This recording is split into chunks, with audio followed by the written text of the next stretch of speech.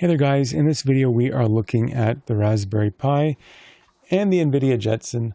These are single board embedded computers and they can be had for pretty cheap, but in particular we're focusing on hardware streaming capabilities of these devices, how we can use them to stream video, 1080p video for example, into VDO.Ninja using their hardware encoder capabilities.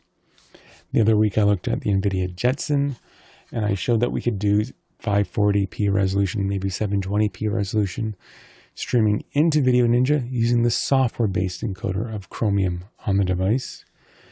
But we can do a lot better than that. The Nvidia Jetson that got 720p was running 6 cores, and we only were able to do 720p, so not super awesome. The hardware encoders in these devices, like a Raspberry Pi Zero, could do 1080p 30 frames a second, and that's like a $5 or $10 part. The ones that you might want to get is like a Raspberry Pi 4, and that might be closer to $40 or so. It will have an Ethernet port, which is probably what you want in this case. But for this demo, I'm going to be using a Raspberry Pi Zero W, but one that I made a custom case for and did some modifications to. So to start with, we'll look at this, and this little guy I 3D printed a case for, added a little display. It reads out the IP address, so we know how to connect to it easily. It has information like CPU, battery life, things like that, all listed on the front.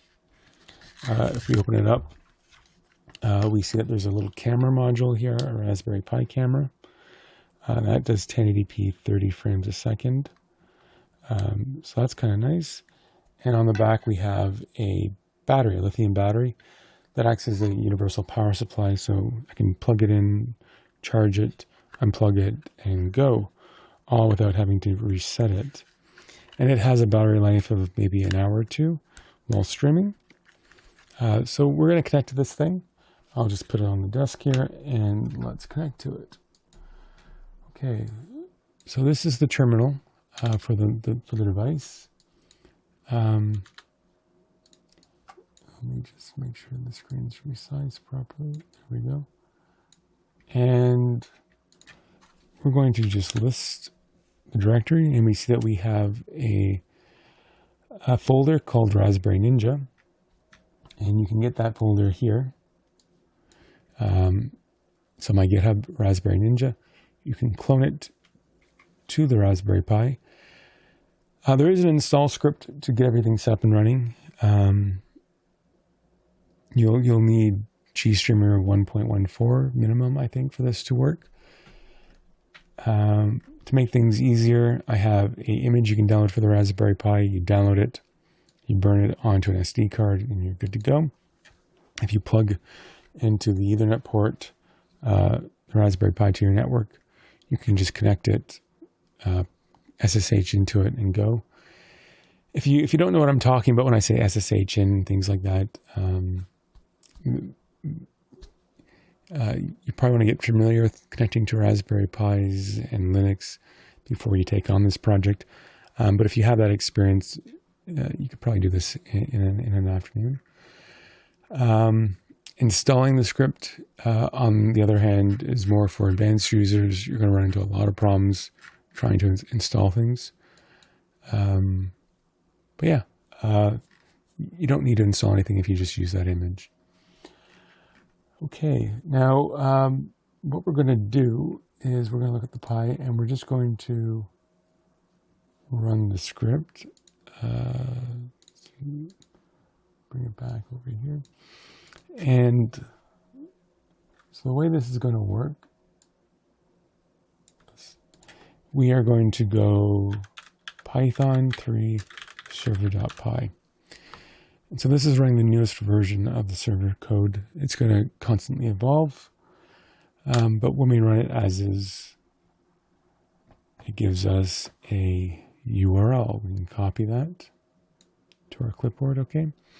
We can manually specify a stream ID if we wanted to. We can set the bitrate if we wanted to, and we can also change the server it connects to. In this case, we're connecting to the backup server. Mainly because if you're doing development, it's safer to do that on a non-production or a non-main system. So for my development, I've been using the backup server. So let's now jump to Chrome and paste this in. And we'll just see what happens. The Pi connects, and boom, here we are in Chrome. Put that there. Cool. So yeah, I'll just give it a second to catch up.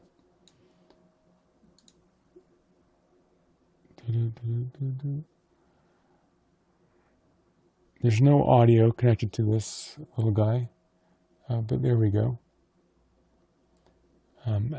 As the system stabilizes, the latency is going to get lower and lower. And I think at this point, it's caught up. So the browser is going to buffer the video based on the packet loss. And at the moment, it's lower latency than my cam link, which is pretty impressive. And we're getting, I think, let's check the resolution of what we're getting. So on VDO.Ninja, we can hold down Control, or if you're on a Mac, Command, and click on the video, and it brings up the stats. So we can see that we're pulling 720p video, H.264, because we're using the hardware encoder, and we see that the packet loss is here. The Raspberry Pi Zero W is using 2.4 gigahertz Wi-Fi, so it has pretty high packet loss. If you are going to go this road of using a Raspberry Pi, connect it over Ethernet. The Raspberry Pi over Wi-Fi does not perform well at all. Maybe the Raspberry Pi 4 will perform better, but you're going to get packet loss, and packet losses will cause frames to drop like that. Okay? But still, this little camera I think is really kind of cool. I can get about 4 hours of battery life, depending on the settings, an hour to 4. If I need more juice, I have a larger battery pack that will let me run all day. That's kind of neat. If you're wondering about the colors of this camera, I have an infrared camera on it, just for fun. So the colors are a little bit awkward, but yeah, I have my other color, my proper one on the Jetson. So yeah, if you are going to go the Raspberry Pi road, go with something like a Raspberry Pi 4, plug it into the Ethernet port, don't use Wi-Fi. But if you want to have some fun, you can make your own wireless GoPro. And you can do 1080p. In this case, to avoid packet loss, I'm doing 720p. And it works pretty well, and the image is more or less ready to go. We can refresh the page if we want to connect again, and it will reconnect with the newest code automatically. You can only have one viewer at a time though, because the Raspberry Pi has only one encoder, and I have it set up to not share that encoder with multiple connections. The last person to connect will be the one to take control. And you'll notice that we have a value called password equals false. I'm not doing any sort of advanced encoding or encryption on the handshake. So just because the Python code would be very complex if I added it in. So we have to add password equals false because there is no encryption in this sample code at the moment. That could change in the future though. Okay, so now let's look at another device. Let's look at the Jetson. This is the Jetson Nano 4 gigabyte model. It's like a $99. There's a $69 version as well. I added a case, a fan, or a camera to this particular one, and it's a lot of fun to play with. But the one we're going to be using in this demo that I have set up is actually here. It's a Jetson Xavier NX. So it's closer to like the $300 mark or so. And instead of using a camera that's built, instead of using like the Raspberry Pi camera, we're going to be using a HDMI cable. And we'll be capturing with a, I'll put a link in the description, but it's a, the camera's not going to focus on it, but it's, maybe I can pull it over. I don't know if you can see that. It's one of these $10 Chinese HDMI to USB 2 adapters, and it does 1080p at 30 frames a second with a motion JPEG output. So we'll be looking at a setup using that particular Jetson. It should work with any Jetson, but I have it configured for that particular HDMI capture device. You can tweak it to work with the Raspberry Pi camera or a different camera module.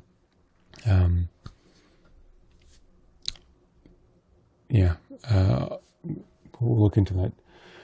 Okay, so what we're going to do is we're going to go back to Chrome, and we'll just go back a couple tabs to here, and we have a folder called Nvidia Jetson.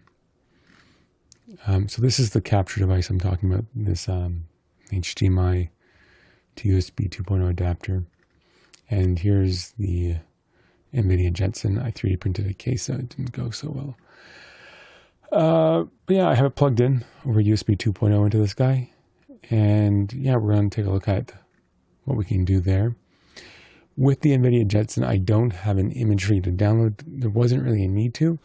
Use the official Nvidia Jetson image, and then we'll just run the install script. So let's jump into that. We don't want this. Okay, so here's the Jetson image. So just like before, we can download the repo. Let's actually download it again just to demonstrate what we're doing. We can go to code, copy this. If you are on the Jetson, you can open up NVIDIA Terminal. You should have Git, right? If you don't have Git, there's a problem. But we can do git clone, paste the link in. It's going to download the repo. So now we can cd change directory into the Raspberry Pi folder. And we can then change into Nvidia Jetson folder. And we have the files. The install script, you can go to sudo cd mod plus e install.sh. What's my password? And then we can run the install script. I'm not going to install it because I already have installed it. But the install script essentially installs GStreamer 1.4. It is the official supported version by NVIDIA. If you want to install a newer version, you go for it, but it's a pain to do so. And so for simplicity, we're just going to use what NVIDIA provides.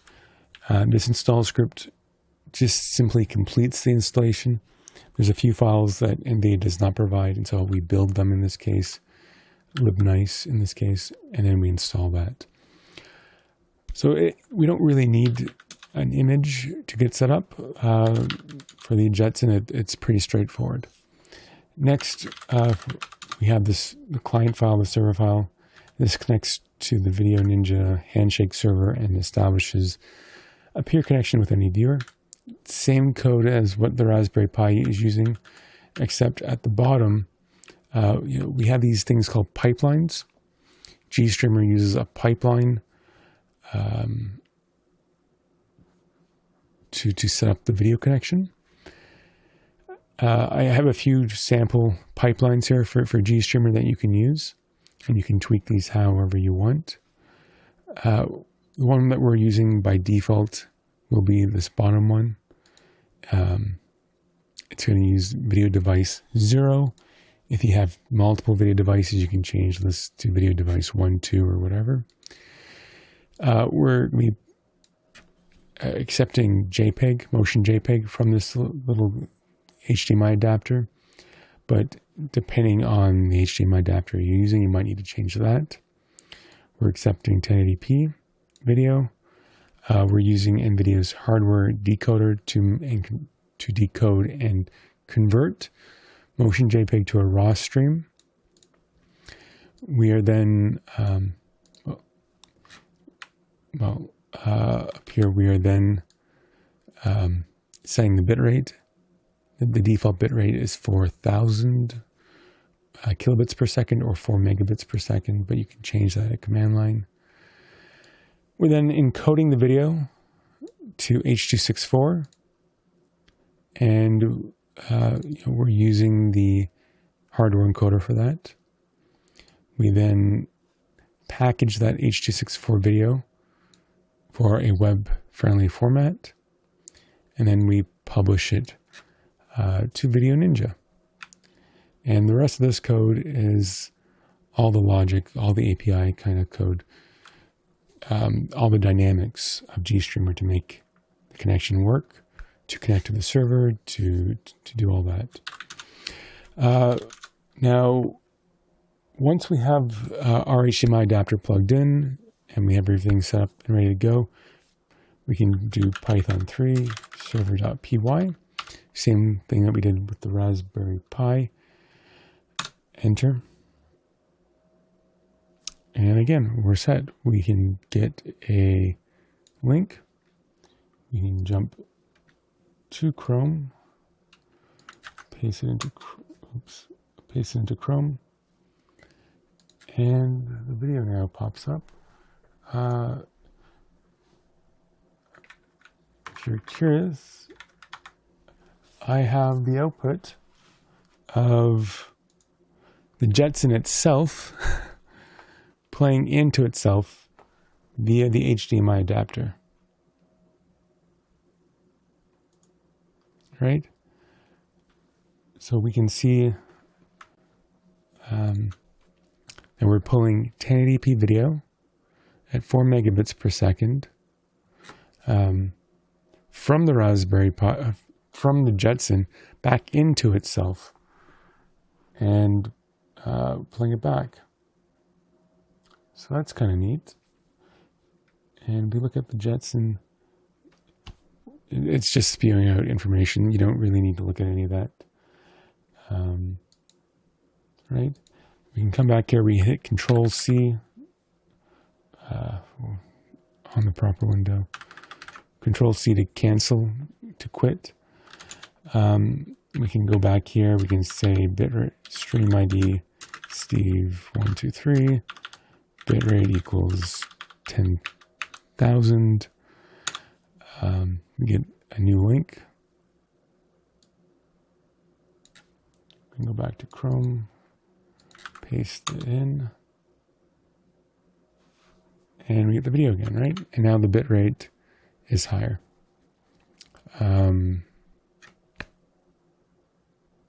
Yeah, pretty absurd high. What bitrate did I set it to? Did I set it?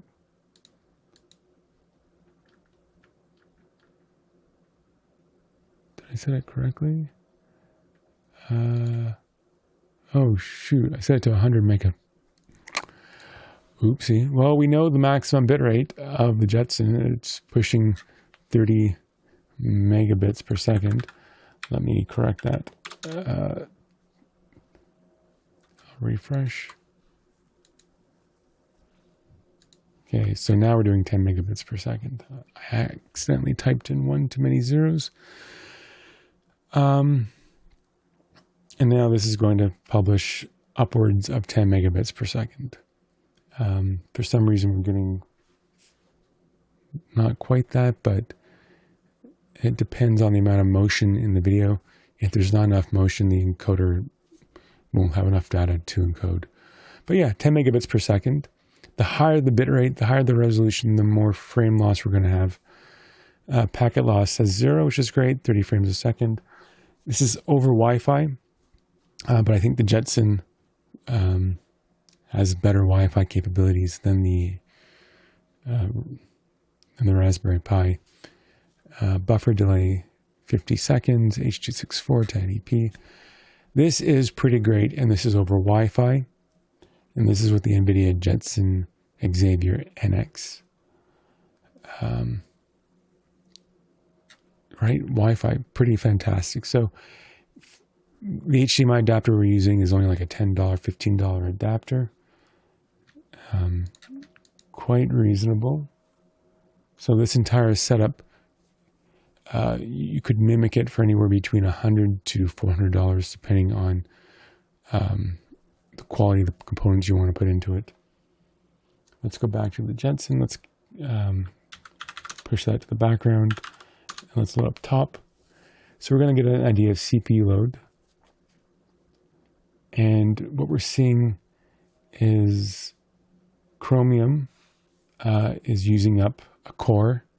There's 6 cores on this device playing the video. And then Python is only using up around 60%. In my testing, it was around 50% if we don't have Chromium loaded. 55% on average I was getting. In this case, it says 60. Still, we're not using a full core, so we're not being throttled. There's 6 cores on this device, so the CPU load is very low. We're definitely doing hardware encoding. And we're also doing decoding of motion JPEG in hardware. So pretty awesome. You could technically maybe even have this set up to stream multiple cameras. If you configure the encoder to have multiple sessions, or you could have multiple viewers if you at the moment publish different stream IDs. It could be a little bit challenging, but in this basic example, we are demonstrating that we can publish at least 1080p.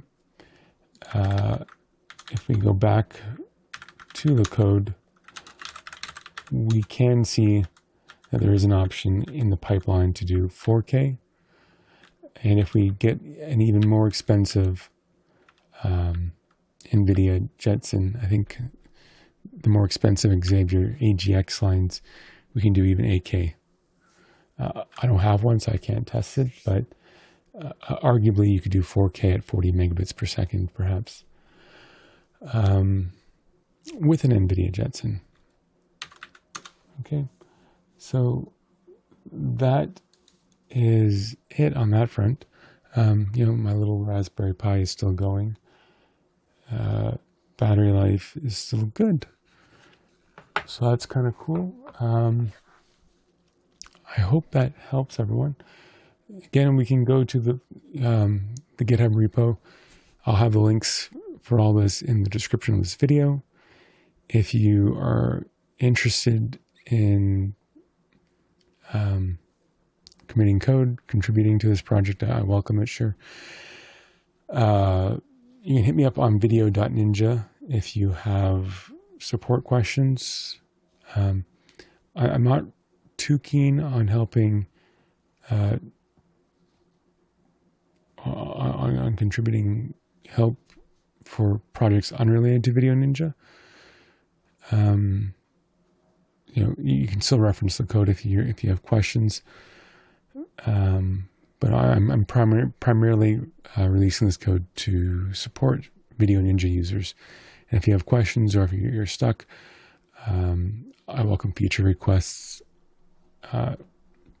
if it's in that scope. Yeah. Anyways, thank you very much for watching, guys. If you have any questions about VDO.Ninja, I'm on Discord at discord.video.ninja. Bye, guys.